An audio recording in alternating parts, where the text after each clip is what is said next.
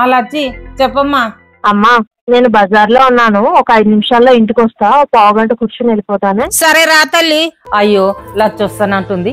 పండుగ టైం కదా, పసుపు కుంకుమ పెట్టడానికి కూడా చీర కూడా లేదు. కనీసం బజార్కి వెళ్ళి కొనుక్కొద్దామంటే అదేమో పావు గంటనే ఉండి వెళ్ళిపోతానని అంటుంది. ఇద్దరు తోడుకోడళ్ళు మొన్ననే పండగ చీరలు తీసుకున్నారు. అలా అడిగితే ఏమని అనుకుంటారో ఏమో. పోన్లే మన పిల్లనే కదా, జాకెట్ ముక్క పెట్టేద్దాం. ఇదిగోండి అత్తమ్మ, లచ్చికి పండక్కి చీర పెట్టండి. మీరు మాట్లాడిందంతా నేను విన్నాను. మిమ్మల్ని అడిగితే ఏమనుకుంటారో అని అడగలేనే. పండగ టైంకి వస్తున్నప్పుడు ఇంటి ఆడపిల్లకి ఆ మాత్రం పెట్టలేము అత్తమ్మ. మీరైతే ముందు పెట్టండి, ఏం ఆలోచించకండి, మేము మళ్ళీ కొనుక్కుంటానులేండి. చాలా సంతోషం అమ్మా.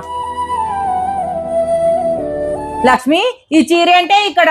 ఇందాకే మీరు మాట్లాడుకున్నదంతా నేను విన్నాను అత్తమ్మ. అందుకే లచ్చికి పెట్టడానికి చీర పసుపు కుంకుమ పెట్టాను అత్తమ్మ.